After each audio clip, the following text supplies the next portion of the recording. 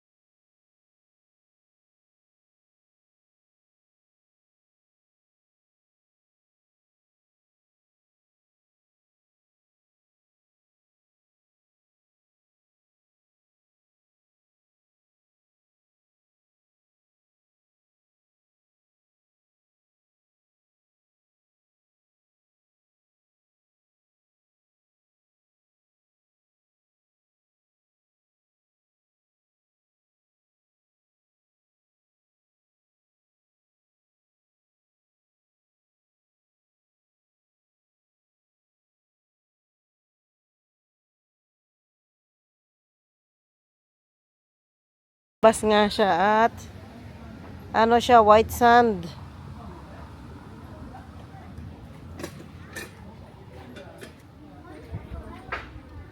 Malaki din ang play area pero pwede na habang kumakain dito sa gilid. Ang mga bata busy dito maglaro-laro. Kain, guys. Mami, dali ka pizza. Nag-order tayo ng pizza. Yung pizza ko merong sardinas, may shrimp. Hindi ko alam anong gulay ito. Tapos may tuna din siya. Try natin ang kanilang pizza. Yan? Maling knife. Do you want the pizza, anak? Do you want to try the pizza? Yes? no. You have to see next first come up.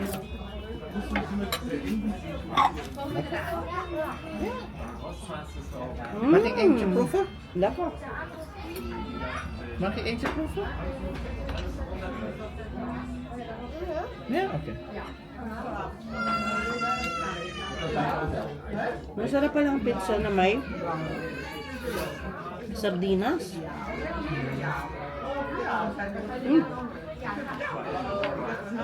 First time ko na try. Sardinas na pizza. Yummy, yummy. Masarap pala ang pizza na may sardinas. Kaya doon? First time ko na tikman. Thank you. Ada mas.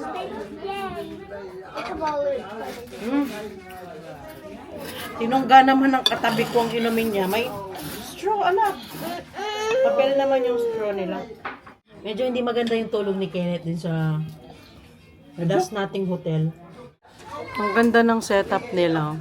Dito sa may area na to, ano, parang bahay lang. Tapos dito sa gilid yung play area ng mga bata. Ang cute ng ano nila, no? Setup. Na paano ang Kenneth doon? Sige, Ken. Ha? Na paano ka, ate? Alles kan je er vergeten.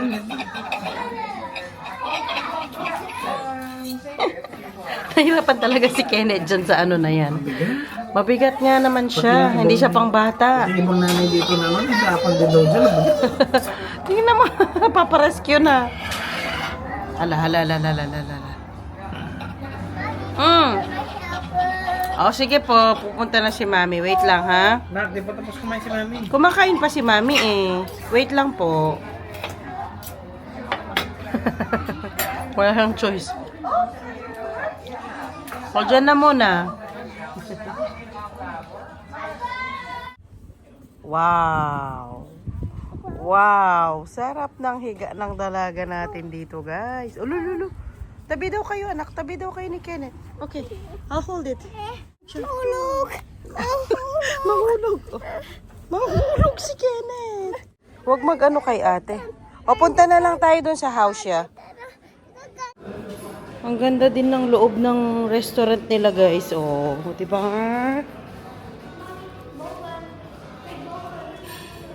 Para siyang ano, church. Meron din sila mga nakapreserve na hayop-hayop. And fox as well. Wow. Tinura ko ni Zoe kasi nag-toilet na siya kanina dito. Yes, that's true. Wow. Para talaga siyang ano, simbahan. Lumang simbahan. Wow. Ganda. Meron pa siyang paganyan, oh. Yung mga ganyan, di ba, mga lumang simbahan, yung mga usually ganyan ang design. Busog na, guys. Maglakad muna tayo sa forest nila. Ang ganda. Ay, Diyos ko po. Magpapakarga itong binata. Ay, go. Ay, go. Ay, go. Na paano? Oh, so. Ano yan? Okay, sorry. Okay, okay na. Hoy. I hear something. Do you hear that? Do you hear that? Tahimik. Lakad-lakad muna kasi kitas kumain. Huwag tayong... Okay. Yes, I hear it. Wow. Na-quiet pa tayo. Lakad-lakad muna. Ayoko mag-drive si daddy at i-ano yung mga bata. Katas kumain. Baka mag-ano sila magsuka. Yung restaurant nandun sa likod. So, ito yung harapan niya. Forest na. Pwedeng maglakad. Napaka-handy, no? After mong kumain, maglakad-lakad. Maganda. Magandang idea. Oh, very tahimik. Wow. Nak, that is not a siso. Hindi yan siso, nak. Hindi ka pwedeng ano. O, sige, pwede. 1, 2, 3, 4, 5, 6, 7, 8, 9, 10, 11. Wala talaga. Kaya mo yan. Magmula ka doon, anak. Magmula doon. Doon ka muna doon sa ano. Ken, wala daw. Nakalagay doon sa ano nila. Reminder. Walang kukunin kahit anything. Huwag magpuplukan. That means walang ano yung pipitas ng kahit ano. Pag may nakitang berries or anything, bawal. Ayan! O, diba? Nakaakyat ka na. Very good. O, diba? Nak, hindi. Baka may ticks dyan. Mami! Nano! Ma! Hindi. Hindi mag-optilan. Look, Zoe! Wow! Ang vast ng ano, oh, ng forest nila. Ang ganda. Ang tahimik. Tayo lang ang maingay, guys. Nagpapakarga talaga yung isa. Nakaakyat na si ate. Go, ate! Wo, balance, balance. Sige. Sige, kaya yan, kaya. Balance, balance. Whoa, good job. Good job. What's up? What? What is that? What? Yeah, ballerina. Ik zie 9 bij. Yeah, yun yung sinasabi nila. May nag... Uli. Uli dahil para na si Kenneth. Bede ballerina sa kuku. Ito yung sinasabi ni Zoe. Nag-drawing sila ng ano. Ayan, oh, ballerina sa may ano. Sa may puno. Ang creative. Mommy. We don't know, anak. Sino nag-ano niyan, drawing? Maybe somebody from the restaurant. We'll never know. Waar de toen over eten? Ik waar de toen. Ah, ang tahimik talaga, guys. Ang ganda. Ano yun? Si Kenneth lang yung maingay. Ano yan? Wala nga kabauter. Naghahanap siya ng ano, mushroom. Ano kasi yung Tagalog ng mushroom? Donyestata. Mushroom. Tagalog ng mushroom, dad. Kabute. Naghahanap siya ng kabute. Wow. Dapat ganyan yung gawin ni Lily. Na? Dapat ganito yung gawin. Ganito daw ang gawin ni Lily kasi na ano si Lily no, na burn out. So hindi na siya masyadong pumapasok ngayon. Hindi masyado. Hindi na siya pumapasok. Hindi pala masyado. 3 minutes pa lang kami naglalakad na pagod na ako. Diyos ko Lord. Kailangan talaga nating mag-exercise. Okay. Maybe we can look for another area. Ang haba pala nito, guys. Ang tataas ng ano, oh. Puno. Ang ganda.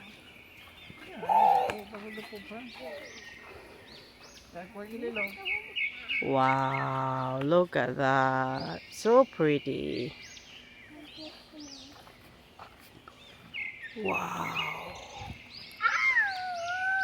Wow. Ow. Pretty cute.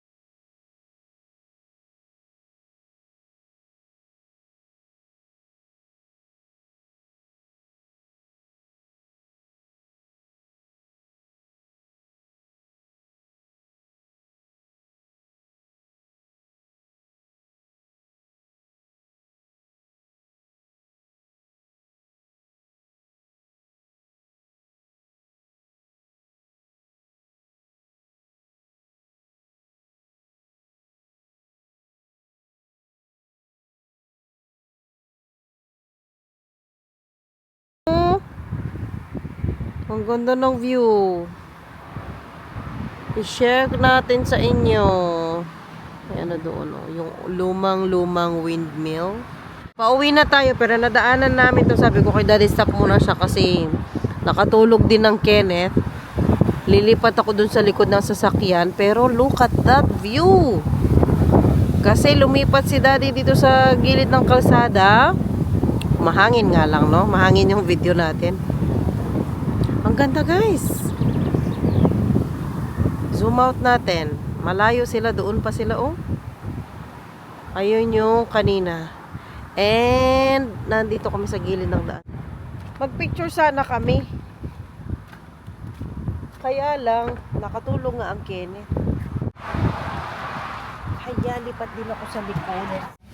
Nakatulog ko. Kaya dito ako kasi yung ano niya, yung ulo. Bahay na tayo, guys. Ay, yung aking mga pananim, kinain ng mga peste. Ano ba yan? Tinang peste yung mga slug. Pinakain ko na yung mga bata. Nagpapahinga na sila para mag-ready na matulog. Pakita ko sa inyo ang aking mga pananim. Update sa ating mga pananim. Namunga na itong aking mga beans. Siguro, i-harvest ko na to bukas. Malaki na, oh. Pwede na itong iluto. Namunga na siya, kaya lang, look. Nasira naman kasi kinain ng mga mababait na slug. Meron na sila mga bunga. Yan, oh. Sayang naman. Kinain. Tapos yung zucchini natin, namulaklak na rin yan. Ayan, kinain din siya konti. Yung mga carrots, walang nabuhay. Kinain. Tapos, meron pa dito, mga bunga ng beans natin. Namunga na pa man din, sayang. Tapos, yung broccoli, ay, napeste din siya, kinain. Pati ang ating mga, sayang naman guys, Itong ating mga basil. Yung ating kalabasa sa likod, ganun din kinain din. Itong ating pipino, nag-yellow yung dahon ng pipinong konti. Lagyan ko siguro to ng vitamins. Ganyan ba? Yung vitamins sa soil. Maano na siya, marami na siyang bulaklak. Itong katabi niya, dill. Ganda ng bulaklak pala ng dill. Ang bango. Madami na siyang bulaklak. Ang ating pipino. Yung mga string beans, hindi sila nag-survive, guys. Dapat yata nakapasulang ito. Hindi nila na-carry. Ang namayat sila at nag-yellow. Buti pa ang pipino, malabong yan. So dito banda, ito lang yung nag-thrive, yung pipino lang. Yung parsley ko dito, nag-survive din yung parsley. Ayan, kahit papano, kinain talaga, Hanap ako ng mabili sa store na kinain ng slug talaga. Itong aking bell pepper, kinain din. Ay, nako. Lalaki na pa man din ng mga sayang. Itong mga purple cabbage, kinain din. Pero mabuhay naman siguro yun sila. Yung, ito, okra. Yung okra lumaki.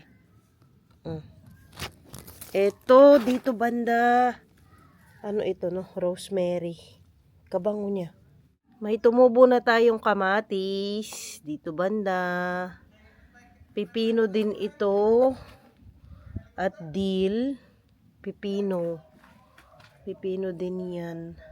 Naglipat ako ng mga ibang okra dito. Lipat ko sila sa paso talaga. Paso lang talaga sila. Hindi sila pwede sa sa ground. Mapangit yung ground doon. Nilipat ko sila dito. Ang ating kalamansi, thriving naman.